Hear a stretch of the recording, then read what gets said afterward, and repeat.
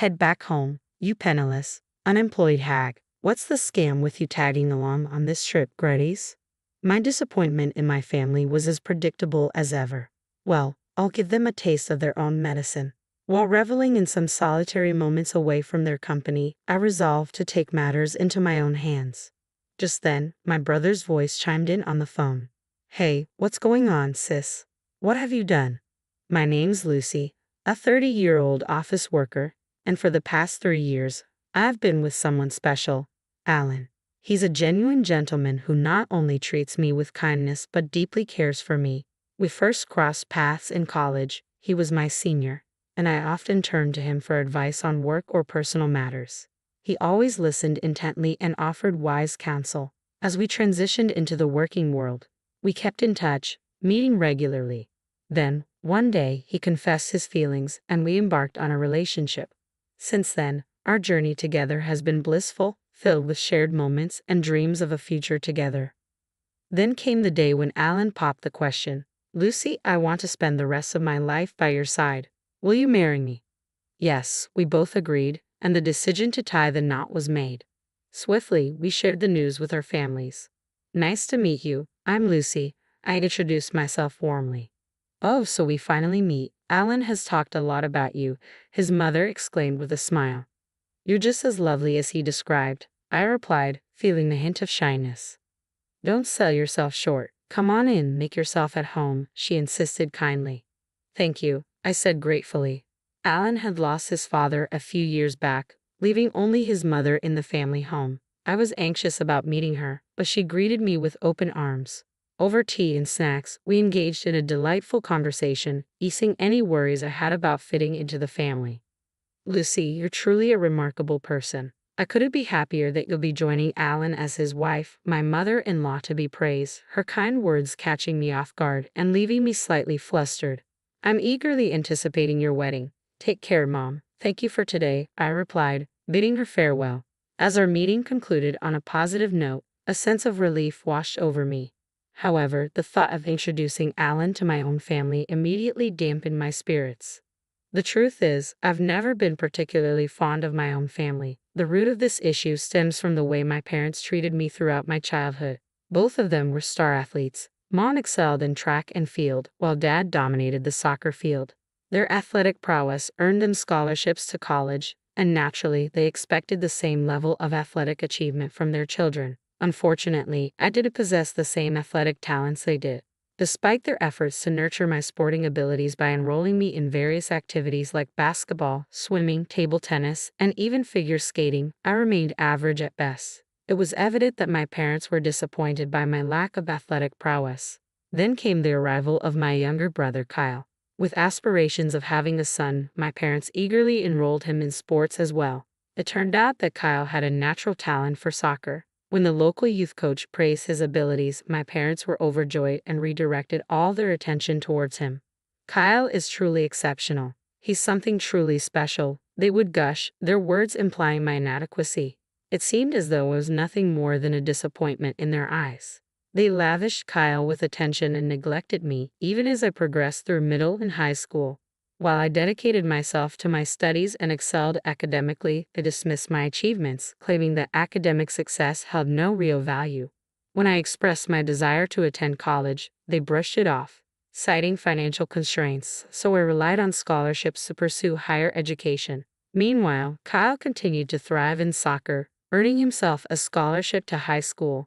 My parents couldn't contain their excitement. He's destined for greatness. We'll do anything for Kyle. Growing up in the shadow of such adoration, Kyle began to look down on me. Lucy, you're such a failure and a curse. Even Mom and Dad can't stand you. If you weren't around, they could invest all their resources in me. You're just dragging us down. Kyle's hurtful words were a regular occurrence, and my parents never intervened to correct him. You truly are a burden. Spending money on you is just a waste, echoed their sentiment, further crushing my already fragile self-esteem.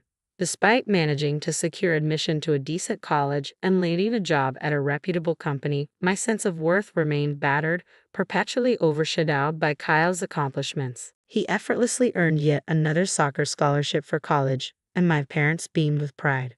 Meanwhile, I was struggling to make ends meet. burdened by student loan debt. While Kyle continued to bask in the warmth of parental affection, living at home, pursuing his education, and indulging in soccer, the road to professional success proved arduous. Eventually, Kyle's dreams of going pro fizzled out, and he had to settle for a regular job.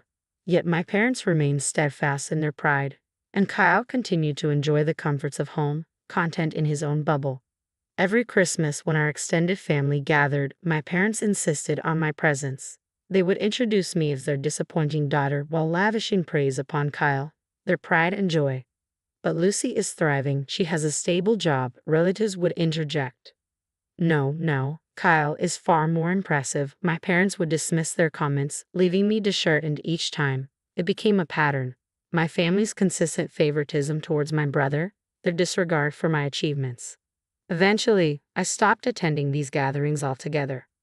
I avoided family events and hesitated to introduce my fiancé to them, knowing how they would treat him. Despite being aware of my family's attitude, Alan insisted on a family meeting. So, after years of avoidance, I made the decision to return home. I called my mom to share the news. What? No, how have you been? Or it's been too long. Her response was devoid of warmth or interest, a stark reminder of how little I mattered in their eyes, even after all this time. It's been years since you reached out. What's the matter now? My mom's voice came through, devoid of any warmth.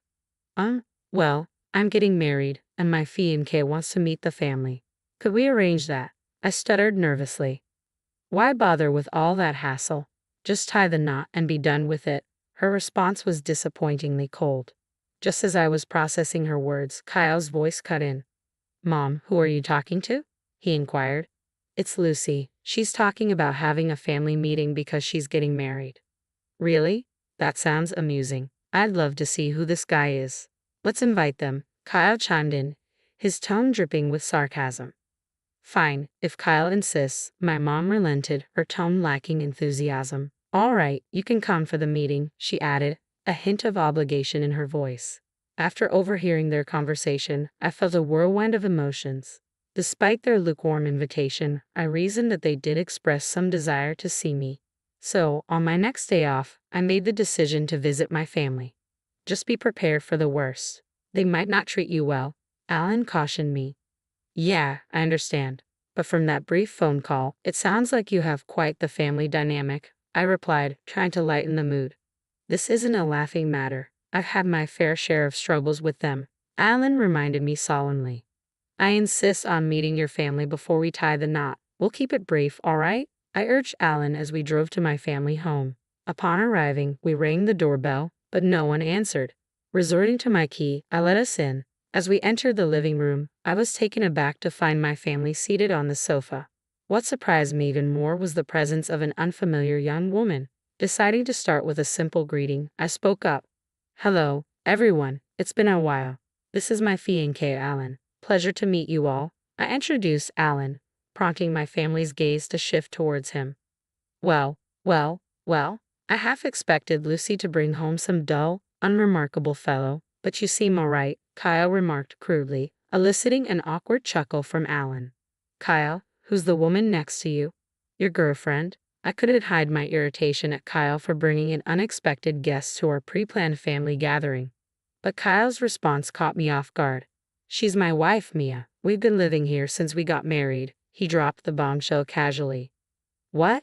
Wife? My eyes widened in disbelief. You got married. I was stunned, the news hitting me like a ton of bricks. Yeah, last year, Kyle confirmed, seemingly unfazed. I was left speechless, grappling with the realization that my own brother had tied the knot without even informing me. As I tried to process this revelation, my raised voice drew Mom's annoyance. You're too nosy. It's none of your business if Kyle got married, she snapped, brushing off my concerns. I felt a mix of hurt and betrayal. Dad then turned his attention to Alan, ignoring the tension in the room. I'm not particularly interested, but what do you do for a living? You're marrying Lucy, so it can't be anything impressive, but let's hear it, he remarked bluntly. Alan's calm demeanor contrasted sharply with my rising anger. As I clenched my fists in frustration, Alan gently restrained me, reminding me not to let their words get to me. I apologize for any rudeness. Here's my card, Alan said, extending his business card to Dad, who initially regarded it with little interest. However, his expression quickly changed. "You're a lawyer," Dad exclaimed, his eyes widening in surprise. Mom, Kyle, and Maya shared in the astonishment. "Wow, that's impressive. Elizabeth, prepare some tea for our guests, would you?" "I'll handle it," Dad declared, suddenly hospitable. "A real lawyer, how fascinating," he mused as the atmosphere in the room shifted. Alan couldn't help but be taken aback by the sudden change in attitude. "I never would have guessed Lucy's fiancé was a lawyer," Kyle remarked, echoing the sentiment shared by the others. "Does that mean you make a lot of money? Maybe you can buy me a designer bag for my birthday," Maya chimed in, her audacity leaving me speechless. It was astonishing that she would make such requests to Alan upon their first meeting. Nevertheless, Alan responded with a wry smile, handling the situation with grace. "Alan, you really shouldn't be saying such things to my fiancé, especially on our first meeting," Alan responded with a wry smile, addressing me as bold comments. "We're going to be family, so let's try to get along," Mom interjected, attempting to diffuse the tension. However, I couldn't shake off the sense of unease that lingered within me. As the families gathered for a joint meeting, both my parents and Kyle's family exhibited an unusual level of enthusiasm. Even my mother-in-law appeared somewhat taken aback by their fervor. Following the meeting, I took the opportunity to apologize to my mother-in-law, only to discover that Alan had already informed her of the incident. "Don't worry about it," she reassured me with a smile, instantly alleviating my concerns. It was a moment of relief, reaffirming my belief in her genuine kindness. 2 months later, Alan and I exchanged vows, with my previously indifferent family in attendance. Surprisingly, after the wedding, they began reaching out to us more frequently.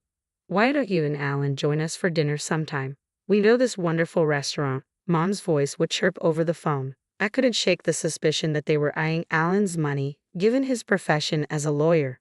But I wasn't about to fall for their scheme.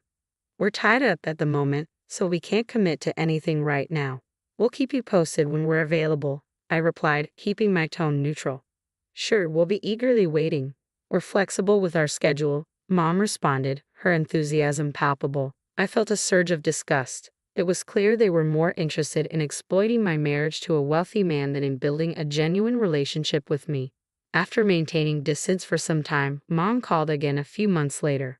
"When are you and Alan going to join us for dinner, Lucy?" Mom's voice dripped with false sweetness, and I could practically feel her desperation through the phone. "Sorry, Mom, we're pretty swamped," I replied curtly, already contemplating ending the call. But before I could, she dropped a bombshell. "We're planning to celebrate my half-century birthday," she continued, her tone shifting slightly.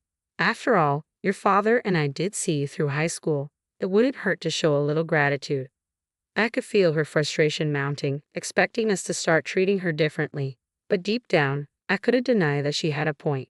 After all, my parents had supported me until I graduated college, even if I'd paid my own way through it.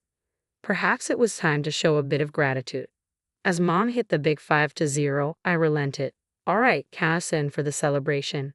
"Really? That's fantastic. We're actually planning a family trip, so it'll be perfect for all of us to spend time together." "A family vacation, huh?" I mused, not entirely enthusiastic about the idea.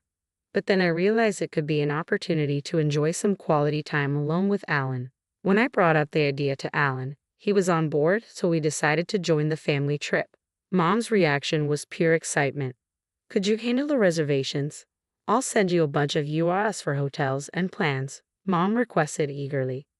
"What?" Mom inundated me with URLs, all pointing to luxury hotels and high-end restaurants. I couldn't help but feel irked by their extravagance, but I reasoned that this might be a one-time indulgence. Reluctantly, I checked out the links and proceeded with the bookings. When I called Mom to confirm the reservations, her joy was palpable. "I can't wait, thank you so much," she exclaimed, brimming with excitement. At last, the long-awaited day for our half-century family vacation had arrived, and our destination was sunny Florida. Excitement filled the air as we boarded the plane, with everyone in high spirits. Both my parents and Kyle, along with his partner, seemed to be thoroughly enjoying themselves. On touchdown, Alan and I made it clear to the family that we intended to explore on our own. Despite their attempts to persuade us to join them for souvenir shopping, we managed to gracefully evade the invitation and set off on our own adventure. We arranged to reconvene for dinner at the upscale restaurant we had reserved. As Alan and I wandered the city, taking in its sights and sounds, time seemed to slip away effortlessly. Eventually, we made our way to the fancy restaurant where our parents and Kyle's family were already waiting. "You're late," Mom chimed in sharply as we approached. "Well, we still have 10 minutes until our reservation," Alan calmly pointed out. Suddenly, their demeanor shifted. "We were talking to you," Mom retorted curtly. "What? Our business is with Alan, not you." Mom's words cut through the air, her tone sharp and dismissive. "Thank you for covering the expenses for this lavish dinner and hotel stay," Dad added, his gratitude directed solely towards Alan. Alan looked bewildered, while Kyle and the others turned their attention to me.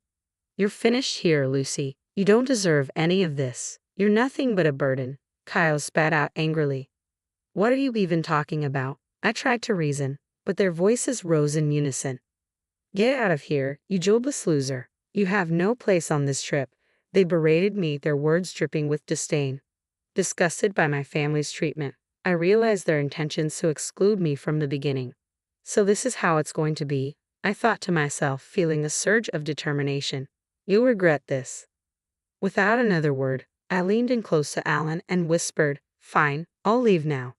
Our parents and Kyle's family looked smug as they entered the restaurant with Alan. I remarked bitterly. Quickly, I made alternate arrangements. Thankfully, a decent hotel had a last-minute cancellation, so I secured a room and checked in. Settling into a cozy lounge with a picturesque view, I indulged in a cup of coffee to soothe my frayed nerves. It wasn't long before Kyle's call interrupted my moment of peace. "What did you do, Lucy?" "Alan's gone." Kyle's voice sounded frantic. "I have no idea. You know Alan, he's usually clueless but sharp when it counts," I replied, trying to keep my tone steady. "Sure, but this is different. I told him I'm staying at another hotel, so he should join me," Kyle explained. "Whenever you're kidding, Kyle," I retorted, feeling a surge of irritation. Kyle abruptly ended the call, leaving me to ponder the situation. Soon after, Alan appeared at my hotel, a mischievous grin adorning his face. "Did it work? Were they mad?" I asked eagerly. "Yeah, they were furious. They're hopeless," Alan replied, shaking his head in disbelief. "You were going to foot the bill, and they still acted like that," I exclaimed incredulously. Even Alan was taken aback by their behavior. We brushed it off and decided to treat ourselves to a meal at the hotel's fancy restaurant. Returning to our room, we unwound and woke up feeling rejuvenated the next morning. Eager to explore, we embarked on a sightseeing adventure. Wanting to avoid traveling back with our parents, we opted to change our flight to an earlier one. While waiting for our flight, Mom's furious voice pierced through the phone. "Hello, what's going on? I thought you didn't require my assistance," I answered calmly. "What's the meaning of this? Why is the hotel bill due at checkout?" Mom demanded angrily. "That's how I made the reservation. Don't joke around," I replied, trying to maintain composure. "We can't afford $11,000 per person. If you're enjoying luxury, you should cover the expenses. Unless you want to end up in jail," Mom snapped back. "Stop it. You're so arrogant for a parasite," she spat out before ending the call. "You're the one who needs to stop. I had every intention of covering all the expenses for this trip as a gesture of gratitude for all the years you've supported me. But you ruined it by kicking me out," I asserted firmly. "Wait, you were going to pay for everything." Mom's voice wavered with disbelief. "That's exactly what I've been trying to tell you," I affirmed. "There's no way you could afford something like that," Mom countered skeptically. "Don't underestimate me. I work at the headquarters of a major corporation and hold a managerial position. I'd earn significantly more than Dad and have substantial savings," I explained calmly. "Really?" Mom was left speechless, but at that point, it hardly mattered. I had made my decision to sever ties completely.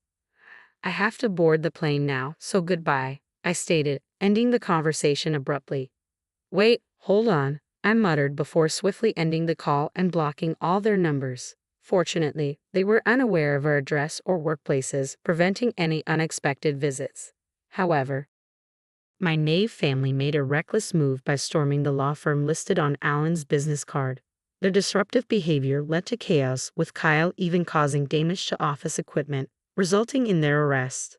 After indulging in an extravagant family trip, They now face the consequences of their actions, hefty damages and fines to pay. Dad and Kyle were subsequently terminated from their jobs, and now they all struggle to make ends meet with part-time employment, trapped in a cycle of poverty and constant conflict.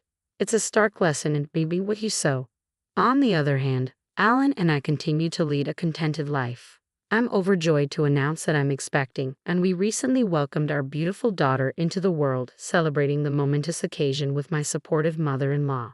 Moving forward, I intend to cherish my true family, Alan, my mother-in-law, and our daughter, and embrace a life filled with happiness and fulfillment.